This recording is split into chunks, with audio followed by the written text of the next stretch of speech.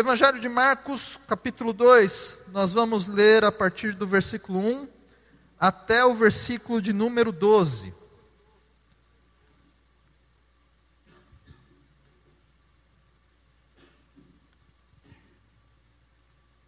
Diz assim: Dias depois, entrou Jesus de novo em Cafarnaum, e logo correu ele que estava em casa. Muitos afluíram para ali, tantos que nem mesmo junto à porta eles achavam lugar. E Jesus lhes anunciava a palavra.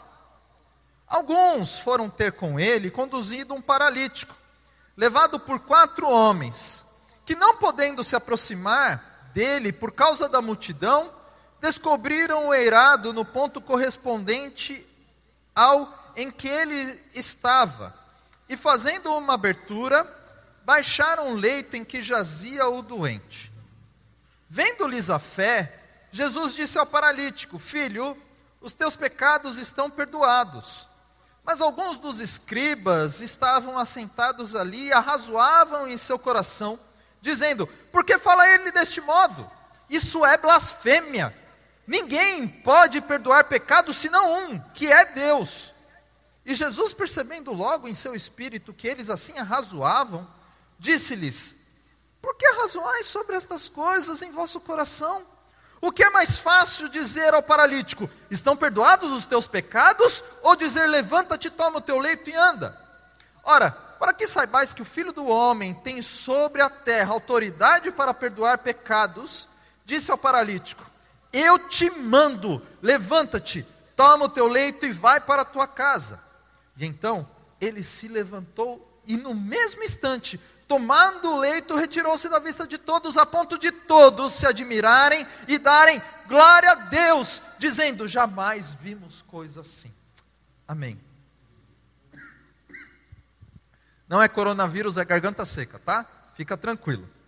Meus irmãos, aqui nesse texto, nós temos a indicação de grupos de pessoas. Pessoas comuns, como eu e você. Pessoas que são, como eu e você, alvos da graça de Deus. E essas pessoas têm características que eu quero abordar, porque talvez você se identifique com essas características. Algumas positivas, outras negativas. Mas o exercício de hoje não é apenas identificar quais são as características que nós temos, mas identificar quais delas nós precisamos desenvolver para sermos não só abençoados por Deus, mas fonte de bênção na vida das outras pessoas. Esse texto, ele começa dizendo que ali, em Cafarnaum, muito obrigado, meu querido, licença. Ali em Cafarnaum, Jesus se retirou para uma casa, muito provavelmente a casa de Simão Pedro. E a notícia espalhou já por todo lugar de que Jesus estava ali. Por mais no início que nós estamos do Evangelho de Marcos, a indicação de que Jesus era um milagreiro, de que Jesus era um possível profeta, de que Jesus talvez fosse o Cristo, o Messias prometido, essa notícia já tinha se espalhado por toda aquela cidade, por todos os 4 cantos. Diz o capítulo anterior, no versículo 28, que então correu célere, foi acelerado, a fama de Jesus em todas as direções, por toda a circunvizinhança de Galiléia. Ou seja, as pessoas já sabiam quem era Jesus, ou pelo menos já tinham uma ideia do que ele poderia ser. Lembra que Jesus indagou os discípulos: Escuta, quem dizem que eu sou? E as visões sobre Jesus eram as mais variadas. Olha, alguns dizem que você é um dos profetas, outros dizem que você é Elias, e essa era a mentalidade. E essa fama fez com que, ao chegar a notícia que, olha, Jesus está na casa número tal, da rua número tal, todo mundo correu para lá. Era como se tivessem passado um carro de som, sabe, igual o carro do ovo, que passa lá na sua casa, vendendo 30 ovos por apenas R$10, você escuta de longe. Era uma coisa dessa. E todo mundo escutou e foi para lá. E essas pessoas, todas elas, tinham desejos, necessidades e queriam estar perto de Jesus para poder então colocar isso diante de Jesus. Tinham necessidades de talvez, sabendo que Jesus era milagreiro, ter um milagre na sua vida. E diz esse texto, então, começa dizendo que elas foram para lá, tantas que lotaram a casa. Não cabia dentro da casa, ficaram na porta, ficaram na rua, rodearam aquela casa, uma celebridade, sem nenhum guarda-costas, sem nenhuma corrente que pudesse separar, todo mundo amontoado. E dentro dessa multidão, 4 amigos resolveram então pegar um paralítico e levar até Jesus. Chegaram, não acharam oportunidade de se aproximar do meio natural, porque a casa estava lotada. Eles então sobem no telhado, começam a destelhar, e eu fico imaginando essa cena, uma reunião de oração, Jesus ensinando, alguém fazendo um pedido de oração, começa a cair um pó do teto, todo mundo olha, aquele barulho de telha quebrando, plaque, plaque, plaque, abre um buraco no teto, de repente um lençol, desce um homem todo amarrado ali, e aquele povo tudo olhando, estranhando aquela cena, e Jesus fala: filho, os teus pecados estão perdoados. Só que dentro dessa multidão tinha um povo do contra, um povo ranzinza, que são os escribas, e eles olham aquilo e falam: que negócio é esse? Ninguém pode perdoar pecado senão um que é Deus, e você não é Deus, você não pode fazer isso. Só que Jesus sabe que na mente deles está este pensamento malicioso, sabe que eles estão transtornados, eles falam: escuta, que bobeira é essa? Por que vocês estão tão preocupados? Por que vocês estão arrazoando isso no coração de vocês? Vocês não estão acreditando que eu sou Deus? Então eu quero te fazer uma proposta. O que vocês acham que é mais fácil? Perdoar pecados? Porque talvez na mente de alguns, eu possa estar falando isso apenas para dar um desbarão aqui, para disfarçar, porque vocês acham até que eu não tenho poder. Então, para que vocês saibam que eu tenho poder, no céu e na terra, porque toda a autoridade foi dada, se não por Deus, e foi concedida a Jesus, ele fala: filho, levanta, toma o teu leito e vai para a tua casa. E imediatamente ele faz isso. E todos ali ficam admirados e dão glória a Deus. Agora, é interessante entender que, dentro disso tudo, algumas pessoas se identificam conosco. As primeiras pessoas que nós podemos identificar aqui são as pessoas que estão descritas no versículo 2, que diz: muitos afluíram ali, e a parte B fala que Jesus lhes anunciava a palavra. Irmãos, essas pessoas que vão ali para escutar os ensinamentos de Jesus, são pessoas que gostam de aprender, são pessoas que têm a sua Bíblia rabiscada, que têm um caderninho de anotação, que estudam, que buscam o conhecimento do alto nas Sagradas Escrituras. São pessoas, irmãos, que se enchem não das coisas do mundo, mas daquilo que a palavra de Deus nos ensina. E essas pessoas são do tipo que sempre tem um versículo de cor e salteado, que muitas vezes pode trazer alento ao nosso coração. Sabe aquele dia que você acorda jururu e de repente vem um versículo que fala ao seu coração? Alguém te mandou. É essa pessoa. E talvez você seja essa pessoa, e glória a Deus, porque você busca de Deus encher a sua vida. Você não está buscando as coisas do mundo, você está buscando em primeiro lugar o reino de Deus e a sua justiça. E é interessante que, para esse tipo de pessoa, Deus tem um presente. E o presente da sabedoria, o presente do entendimento, o presente do ensinamento, porque diz aqui no versículo 2 mesmo que Jesus lhes anunciava a palavra. Então, se você quer aprender, Jesus quer te ensinar. Se você quer buscar, Jesus quer que você o ache. E se você buscar, você vai achar. Agora, existe um segundo grupo de pessoas aqui identificado, que está no versículo 3, que é o próprio paralítico de Cafarnaum. Eu não sei se você consegue entender o que é um paralítico. É uma pessoa que não anda. Parece meio óbvio isso, né? Mas sabe aquele tipo de gente que não consegue andar para frente? Que está estagnado no mesmo lugar, que repete e não faz nada. Sabe aquele tipo de gente que não toma iniciativa, que está paralisado. Às vezes está paralisado por causa das circunstâncias da vida, está paralisado por causa de uma adversidade, está paralisado por causa de uma doença, está paralisado por causa de um desemprego. É gente que precisa de ajuda. É gente que não tem esperança. Eu não sei se você conhece gente assim, eu conheço. É gente que não faz nada. É gente que é um peso até. Gente que dá trabalho. Agora, se você está se identificando com isso, não fique se lastimando. Ai, eu sou um peso morto para os outros, eu vou então dar cabo da minha vida. Não. Porque Deus está preparando, e eu creio em nome de Jesus, amigos para te levarem para frente.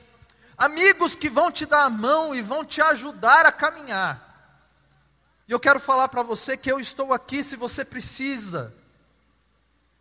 Eu quero te ajudar. Não desista. Não desista da sua vida. Não desista dos seus sonhos. Porque Deus pode te surpreender. Este paralítico, ele precisa de ajuda. E nós podemos ser ajuda. Nós podemos carregar. Nós podemos dar ideias. Nós podemos orar. Nós podemos buscar o bem dele. Então eu quero te desafiar a pelo menos a ter duas ideias. Se você é um paralítico, não desista e deixe que as pessoas te ajudem. Deixe as pessoas ser bênção de Deus na sua vida. E se você não é um paralítico, seja bênção de Deus na vida de alguém que você conhece que está paralisado. Ajude ela. Porque, irmãos, Deus quer derramar a graça, não só para aqueles que querem aprender, que é o primeiro grupo, mas Deus quer derramar graça para aqueles que estão paralisados. De todos, este foi o que mais foi alcançado e o que mais foi abençoado naquele dia.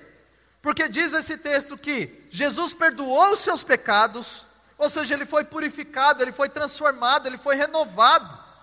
E você também pode ser isso, para a glória de Deus.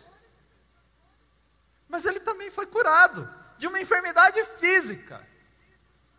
Eu não sei o que você está passando, mas eu creio no Deus do impossível, que pode transformar a sua vida, em nome de Jesus. O terceiro grupo que nós vemos aqui é que, se existe aquele que é carregado, que precisa ser carregado, tem aqueles que carregam. E os 4 homens que aparecem no versículo 3, que ajudam então o paralítico a ir até Jesus. Estes homens têm algumas qualidades também. Se não vejamos, eles são esforçados, eles são animados, com eles não tem tempo ruim. Irmãos, pare e pense um pouquinho. Sai dessa realidade de cidade moderna, cidade grande, de prédios, casas bonitas.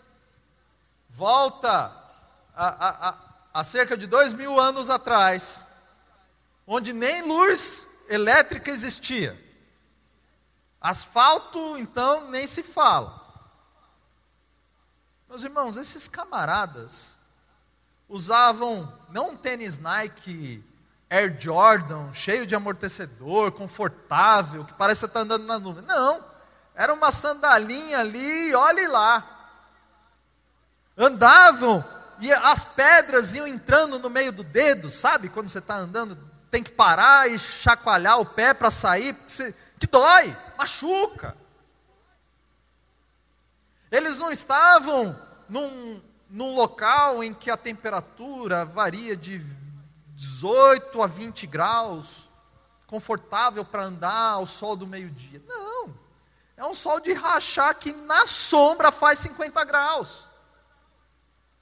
E as coisas não eram que nem nós imaginamos, eu vou pegar o cara aqui e vou levar ali na esquina. Não, era como pegar o cidadão e levar lá no centro da cidade. Então, imagina essa cena, sol quente, carregando um negócio ruim de levar, não tinha posição, com a areia entrando, com a pedra entrando no meio do sapato, machucando. E aí chega onde era o destino, uma multidão. E eu fico imaginando, talvez eles, dá licença, eu estou com um deficiente aqui. Só que aquelas pessoas também tinham os seus desejos. Alguém deve ter virado para ele e falado, escuta, o culto começava às 18 horas, você atrasou, você fica aí para trás, eu cheguei mais cedo. Aliás, eu estou desde ontem, guardando fila aqui. Eles não desanimaram com isso. A gente não vê a descrição de ninguém murmurando. Carregando o paralítico, alguém vira assim, escuta, tá pesado, tá difícil. De quem que foi a brilhante ideia? Eu não aguento mais isso daqui. Da próxima vez faz sozinho. Tem um irmão daqui da igreja que falou, pastor, sabe o que é? Eu vou mudar. Eu falei, glória a Deus. Estou lá com você para te ajudar. A gente carrega lá a máquina para cima. E é isso que as pessoas estão precisando, irmãos.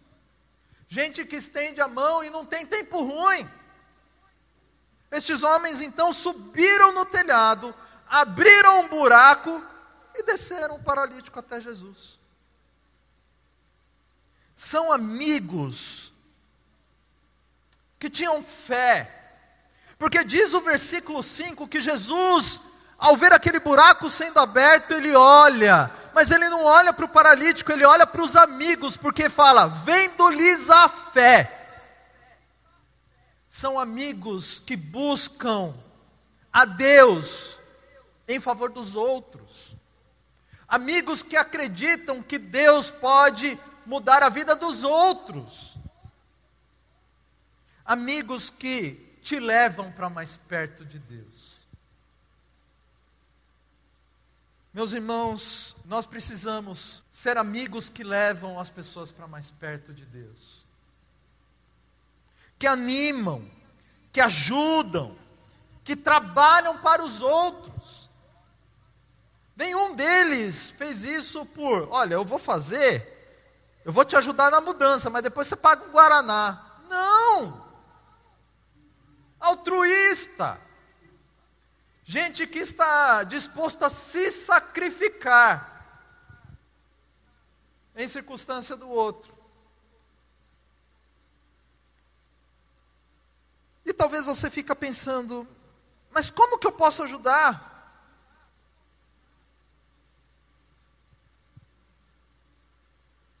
Eu ajudo de maneira física. Como eu disse, eu vou pegar a máquina de lavar, vou levar.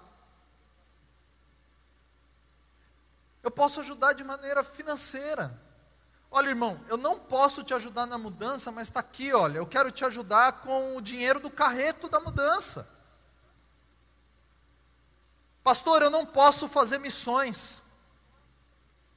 Pastor, eu não consigo deixar a minha família para estar com vocês no final de semana para trabalhar com as crianças. Mas está aqui, pastor. Eu te ajudo. Ajuda as pessoas com cesta básica. Eu posso te ajudar orando. Eu não tenho dinheiro, Mas irmão, eu vou orar por você, eu vou interceder por você, para que Deus derrame a glória dele sobre a sua vida.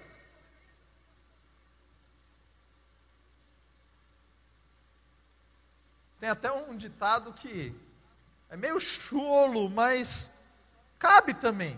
Você pode ajudar não atrapalhando. Você pode ajudar não criticando. Você pode ajudar orando.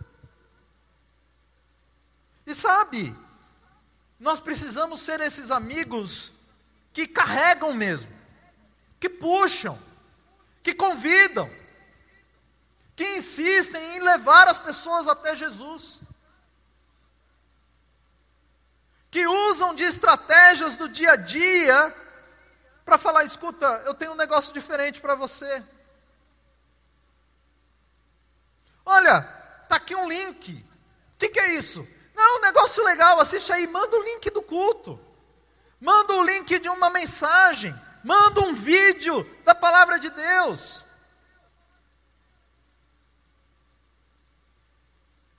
Nós temos tido aqui na igreja uma ação social, aliás, uma ação assistencial, de dar algumas cestas básicas às pessoas necessitadas. E uma dessas pessoas, na verdade, não estava necessitada. Ela falou: pastor, eu tenho um amigo que perdeu o emprego. Ele tem filhos, e a situação está muito apertada, a gente pode ajudar? Eu falei: claro. E aí, além de dar a cesta, essa pessoa virou: amigo, olha, a igreja está aqui o link, assiste lá, você vai gostar, a gente está orando por você, e nós estávamos mesmo. E glória a Deus, o cidadão, eu acredito que está até assistindo o culto agora, porque ele, depois que começamos, ele não perde um culto. Gilson, Deus te abençoe, nós continuamos orando por você, viu? E glória a Deus, porque o Senhor te abençoe e abriu a porta de emprego para você. Mas é isso que nós temos que fazer, irmãos. Uma outra característica aqui, de um outro grupo, que é a multidão. Lembra que afluíram, estavam na porta da casa e não permitiram que o paralítico entrasse de maneira natural. Essas pessoas, irmãos, elas não são gente ruim. Às vezes você pode falar: multidão só está atrapalhando. Não, mas são pessoas como eu e você. São pessoas carentes de ensino. Lembra que o primeiro grupo era de pessoas que queriam ouvir a palavra. É gente que é carente de ensino. Carente de amor, de afeto. Eu sei que tem muita gente que está carente de estar aqui na igreja hoje, né? Nessa quarentena, não aguenta mais ficar sozinho, olhando para a parede da sala, e vai viajar, né? Sai de lençóis da cama até cozinha. É uma viagem isso. Irmãos, é gente carente de um milagre. Quem sabe quantas pessoas ali estavam doentes? Além do paralítico, quantas outras enfermidades tinham? E elas foram para lá com a esperança: se eu ver Jesus, se eu encontrar com Ele, Ele pode me curar. E aqui na igreja, domingo após domingo, culto após culto, nós somos carentes de um milagre de Deus. Gente que precisa de um emprego, gente que precisa de uma solução para um problema, gente que precisa de um milagre sobrenatural na vida do casal, gente que precisa que o filho seja liberto das drogas, gente que precisa que o casamento seja restaurado, gente que precisa de uma cura física. Nós somos carentes.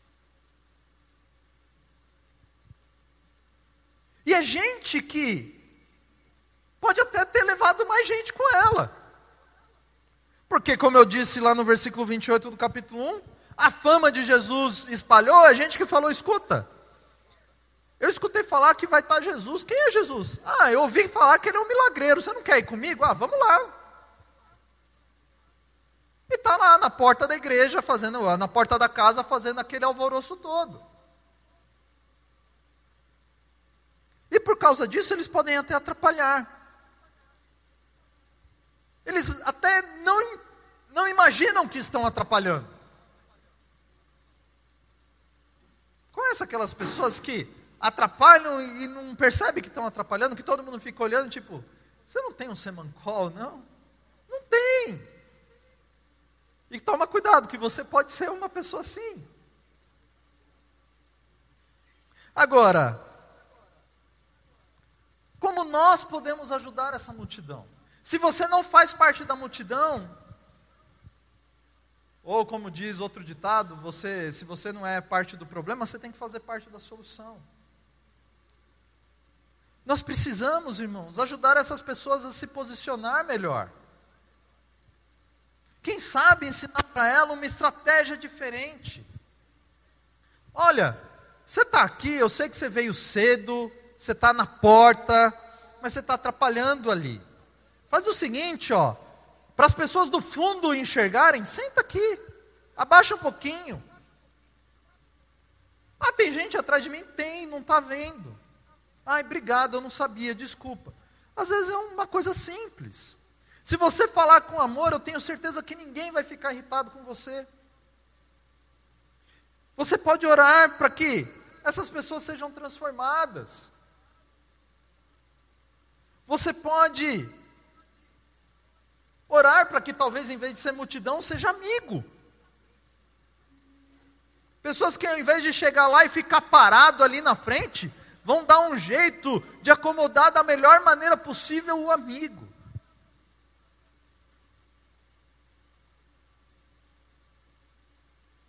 Você pode e deve olhar para estes grupos de pessoas, não para condená-las se você não é uma delas, mas buscar de alguma maneira ser bênção na vida delas. Há um outro grupo que está descrito no versículo 6, que são os escribas. Escribas são pessoas metódicas. Eles eram estudiosos da lei e por isso até receberam o título de doutores da lei. Agora, essa tradição e esse ensino todo, essa sabedoria toda, fez com que eles ficassem céticos, que eles ficassem críticos, fez com que eles só enxergassem o problema. Conhece gente assim, que só enxerga o problema, só enxerga o copo meio vazio, não enxerga o copo meio cheio. É gente que não consegue ver graça. A ortodoxia dessas pessoas está divorciada da sua piedade, da sua compaixão. Para vocês terem uma ideia, o que de fato eram esses escribas, eles interpretavam a lei. Eles eram como advogados, juízes, que para tudo conseguiam extrair um ensinamento e conseguiam falar, olha, você deve fazer isso, ou então você não deve fazer aquilo. Só que esse entendimento foi ficando tão arraigado na personalidade deles, que eles começaram a criar o que nós chamamos de tradição.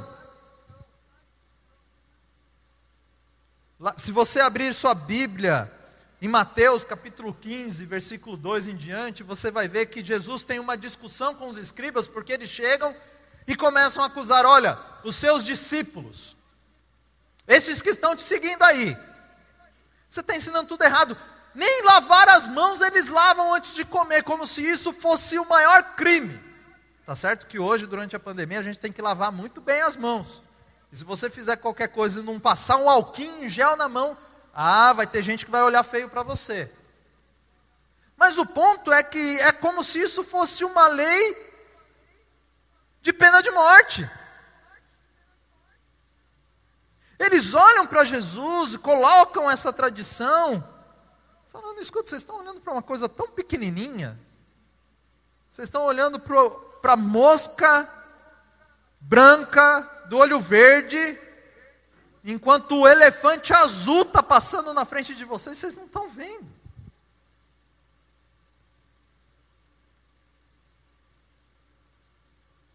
Esse é o tipo de pessoa que pode estar ao nosso redor. São pessoas que criticam, pessoas que machucam, que ofendem, pessoas que te esnobam, pessoas que humilham.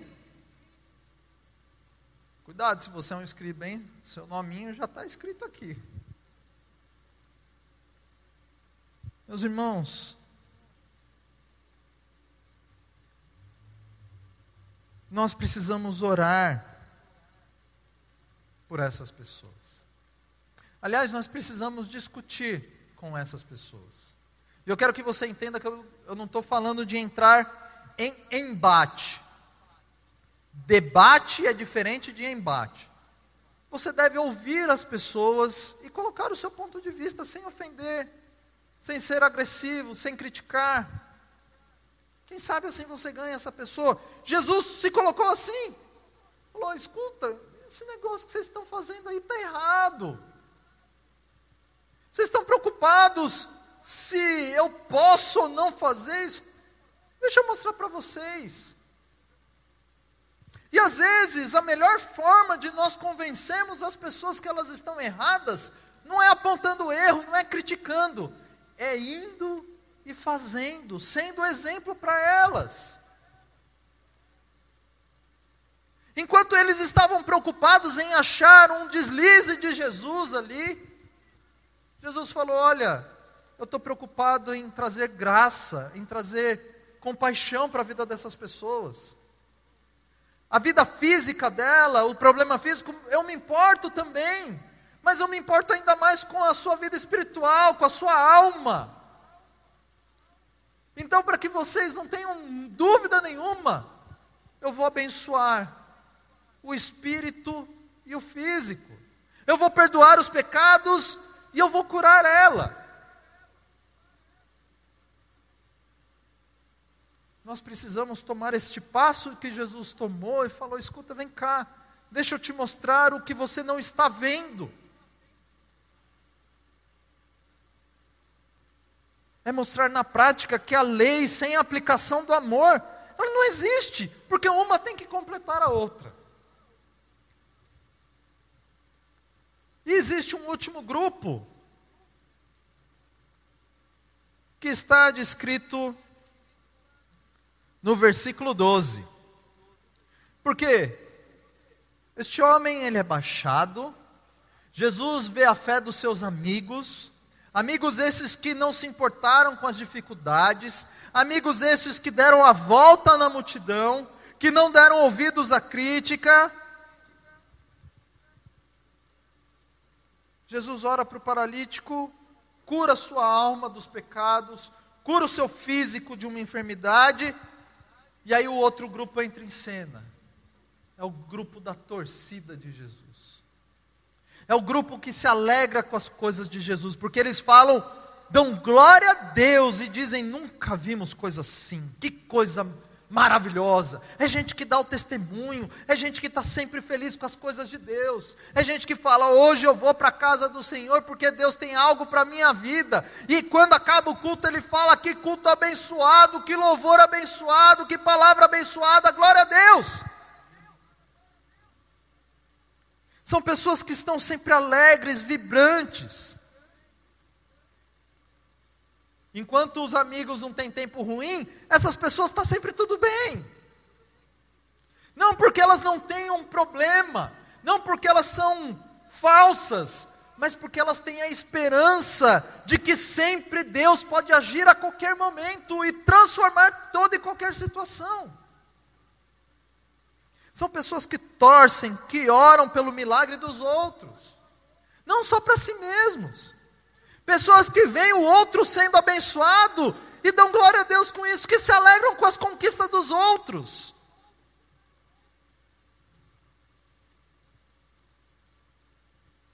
E nós podemos ajudar essas pessoas até serem mais do que isso. Fazerem mais do que isso. Não só esperar que os outros sejam abençoados para dar glória a Deus, mas ser instrumentos da bênção de Deus na vida dos outros. Às vezes você tem vindo à igreja e tem se contentado com os milagres na vida dos outros. Você pode falar, pastor, comigo está tudo bem, eu não vou pedir nada para mim, eu vou pedir para os outros, glória a Deus. Mas irmão, seja você também um instrumento da glória de Deus na vida do seu irmão. Seja você aquele que vai também dar a mão para o seu irmão e falar, escuta, vem cá, eu vou orar por você, eu vou te ajudar. Você vai participar. E a Bíblia fala que nós temos essa oportunidade de sermos coparticipantes. Pela misericórdia de Deus, Deus permite que eu e você possamos ser instrumentos de bênção na vida de outra pessoa. Por isso eu te desafio a ver em que grupo você está. Quais características preenchem a sua vida? Se fosse para montar um currículo, qual dessas características você colocaria no seu currículo? Talvez você não se encaixe exatamente em um grupo específico. Mas você tem um pouco da característica do paralítico, você tem um pouco da característica do escriba, você tem um pouco da característica dos amigos também. Busque em Deus a ser quem Deus quer que você seja. Busque em Deus a fazer mais para Ele, para a glória dEle. Porque por Ele, para Ele são todas as coisas. É claro que, talvez de todos estes grupos, os amigos são os que mais se destacam. Eu te convido a ser um amigo assim. Que vai dar a mão para alguém que está desanimado. Fala, vem comigo. Alguém até que não conhece. Mas você vai falar, olha, eu conheço alguém que pode dar um jeito nessa sua vida. Não precisa prometer nada, porque a Bíblia não nos promete dinheiro, fortuna, fama. Não prometa isso. Nem mesmo a cura é prometida. Mas se tem uma coisa que Jesus promete e dá para todo aquele que se achega a Ele, é a paz que excede todo entendimento, que guarda a nossa mente e o nosso coração.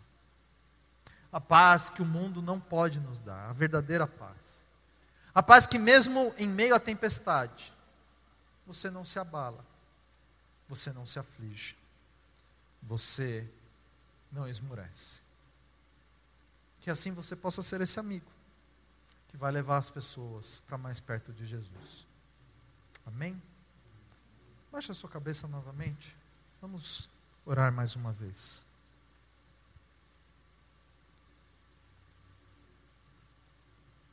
Senhor, todas as vezes que nós nos reunimos, seja aqui na igreja, no nosso trabalho,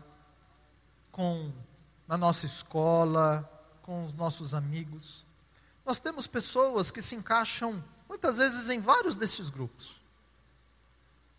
Até mesmo eu fico imaginando o que as pessoas acham, em que grupo nós estamos.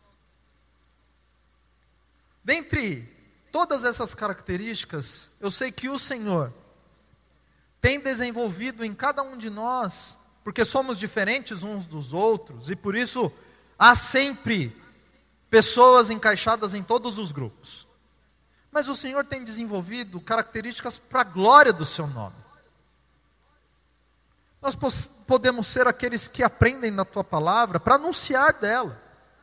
E ó Deus, eu peço que o Senhor derrame toda a sabedoria vinda do alto, para preencher não só este coração que está sugando, que está absorvendo como esponja os teus ensinamentos, mas para usar ele como instrumento para a tua glória, para anunciar o teu evangelho puro e verdadeiro, sem achismos, sem menções falsas. Senhor, talvez existam características de paralíticos em nós, mas dentre todas as características, eu não quero olhar para aquelas que são negativas. Porque este paralítico recebeu uma palavra, talvez, não da que ele queria. Porque paralítico quer andar. E a primeira coisa que o Senhor falou para ele é que ele estava perdoado. Deus, esta é uma característica talvez que nós precisamos desenvolver. A escutar não aquilo que queremos, mas aquilo que precisamos. E não rejeitar a tua palavra. Ao escutar aquilo que precisamos, guardar em nosso coração e poder sermos abençoados por completo. Como ele foi. Senhor, desenvolve em nós características como dos amigos, que não mediram esforços para levar este paralítico até o Senhor. Que não desanimaram. Senhor, se tem gente desanimando, que nós possamos ser fonte de bênção para não deixar desanimar. Se tem gente parada, que possamos ser fonte de bênção para ajudar a caminhar. Possamos estender os nossos braços, oferecer as nossas pernas para caminhar no lugar deles. Nos ajude a sermos bons amigos. E Deus, nos perdoe se nós não temos sido bons amigos. Se ao caminhar e ver um paralítico, nós estamos dando a volta e indo em caminho à multidão, carentes por nós mesmos, preocupados apenas conosco, não nos importando com o resto. Abra os nossos olhos para que possamos enxergar que, se estamos sendo pedra de tropeço, a dar um passo para o lado, a não atrapalhar. Cinja, ó Deus, a nossa mente e o nosso falar, para que ele não seja cheio de veneno, não seja cheia de amargura ou destruição, mas da nossa boca possa fluir uma fonte de água doce, viva, que restaura a vida dos nossos irmãos. Deus, não sejamos escribas, críticos, soberbos, que só conseguem enxergar o problema,